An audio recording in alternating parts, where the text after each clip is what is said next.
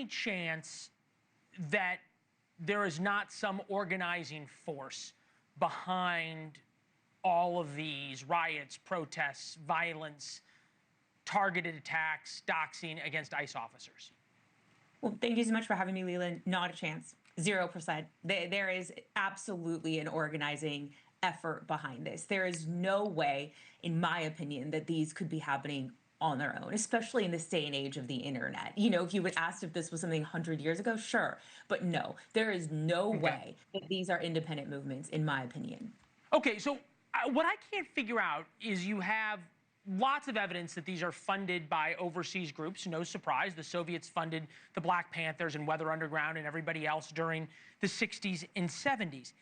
How is it that Congress is investigating this and the FBI has not rolled up over the past 10 years dozens of people from these groups? You know, I think there's really one word for it. In my opinion, I think it's politicalization. I think really the amount that this issue has been politicized is really disturbing to me, quite frankly. I'm going to just go out on a limb and say this guy is a treasonist. He's a traitor. What he is doing, if he's actually doing this, is treason. And the fact that both parties, quite frankly, don't find that to be so, in my opinion, is very disturbing. National security, in my opinion, as a whole, has probably become too political, and that's a huge problem. That's a fair point. Let's listen to one of the PSL. This is the Party for Socialism and Liberation, of which there's ties for Mr. Singham, one of their ads. Now is the time to build an independent working class and socialist movement in this country. We are calling on those who believe and are willing to fight for the complete reorganization of our society to serve the needs of our people. Join us in building the movement for socialism. Okay, you can have and say whatever you want, but the organization and the organizing of violence, we saw it with Antifa in Portland and in Seattle.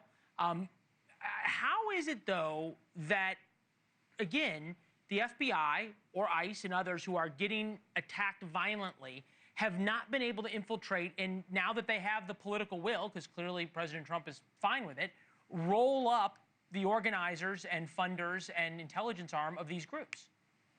I think there's a couple reasons, in my opinion. I think the first is the FBI has shifted some of its focus, which I've disagreed with really since the inception of this, to focus more on law enforcing. Now, that's their job. They're supposed to do that, but we're talking about like kicking down doors, those kinds of things. There needs to be more of a focus on domestic intelligence gathering. So like you mentioned, infiltrating some of these networks, which the FBI actually has done in the past and did do a good job. They've just sort of veered away from that. And they need to be making more concerted efforts, in my opinion, to really be getting into these networks, because it's the only way to stop them, in my opinion. Okay.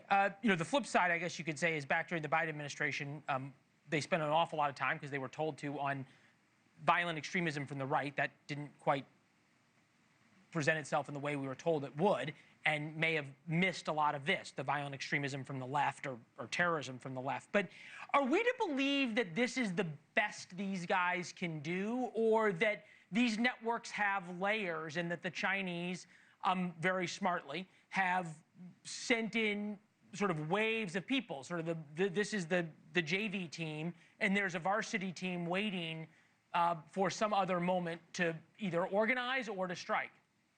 So I actually think that Chinese actually don't need to send people in. We are sending people to them. This individual is an American, right? And so that is part of the problem. What is going on here that is making people want to go to China, take their billions to China and say, hey, we will do this for you. And as you mentioned before, the politicalization is the problem. It was the problem with Biden and the far right, and it's a problem now with the far left. And so I don't think the Chinese need to necessarily send people here to sow these seeds of discontent. We are serving them up on a silver platter. Wow. Yeah, and they can, look, and the Chinese intelligence can help a lot even from afar. Tracy, thank you as always. We appreciate it. Thank you for watching. Subscribe below and download our NewsNation app right now on your phone, and you will get fact-based, unbiased news for all Americans.